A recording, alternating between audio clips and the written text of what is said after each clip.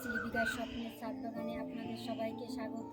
বন্ধুরা, আজকে আমি আপনাদের সামনে তুলে ধরবো সামনের শীতের সিজনের জন্য আমি কিছু গাঁদা ফুলের বীজ সংরক্ষণ করে রাখবো। গাছে অনেক শুকিয়েও গেছে ফুল, সেগুলো আমি কেটেও ফেলবো। আর ওইগুলো কেটে ফেললে নতুন করে আবার কুড়ি আসবে, আর যেগুলো কুড়ি এসছে সেগুলো ফুল বড় হতে সাহায্য করবে। আসুন, এই দেখুন, এখানে এই ফুলগুলো শুকিয়ে গেছে। এইগুলো আমি সামনের সিজনের, শীতের সিজনের জন্য ফুলগুলো সংরক্ষণ করে রাখবো। আর এই শুকনো ফুলগুলো কেটে দিলে গাছটা আবার যে নতুন করে যে আবার কুড়ি আসছে, আবার নতুন করে কুড়িও আসবে, আর এই আবার ফুলগুলো বড় হতে সাহায্য করবে। আমি এরকম করে প্রত্যেকটা টবের ফুল আমি কেটে দেব। এইভাবেই আমি সংরক্ষণ করে প্রত্যেক বছর ফুলের গাছ তৈরি করি।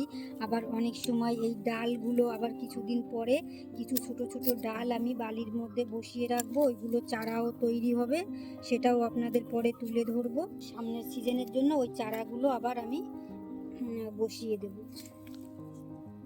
এই বীজ থেকেও চারা তৈরি করতে পারবো, আবার এই ডাল থেকেও আমি চারা তৈরি করতে পারবো। আপনারাও করতে পারেন, যেরকমভাবে আপনাদের সহজ মনে হবে সেরকম করে। আমার যে শুকিয়ে যাওয়া আগের যত ফুলের ডগাগুলো, সেগুলো আমি সব কেটে দিচ্ছি। বাসন্তী কালারের ফুলের বীজও আমি আগে কয়েকটা রেখে দিয়েছি।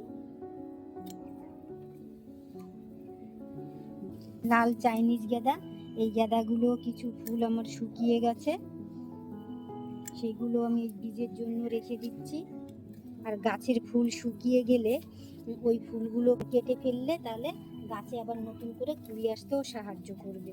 এবার আমি প্রত্যেকটা টবের ফুল আমি কেটে নেব, তারপরে আপনাদের সামনে ফিরে আসছি। বন্ধুরা, আমি এরকম করে সব প্রত্যেকটা টবের ফুল আমি কেটে নিয়েছি। ফুলগুলো সব এবার এক জায়গায় করে নেব। বন্ধুরা, এই দেখুন, আমি এক ঝুড়ি ফুল কেটে ফেললাম। সামনের সিজনের জন্য আমি এই যে এই কটাই বীজ রেখে দিয়েছি। এক একটা বীজেও প্রচুর চারা হয়, বেশি রাখবো না। আর এই যে এটা লাল চাইনিজ গাঁদা, এইটা বাসন্তী কালারের গাঁদা, আর এইটা হচ্ছে হলুদ কালারের যে গাঁদা, এইগুলো আমি সামনের সিজনের জন্য রেখে দিলাম।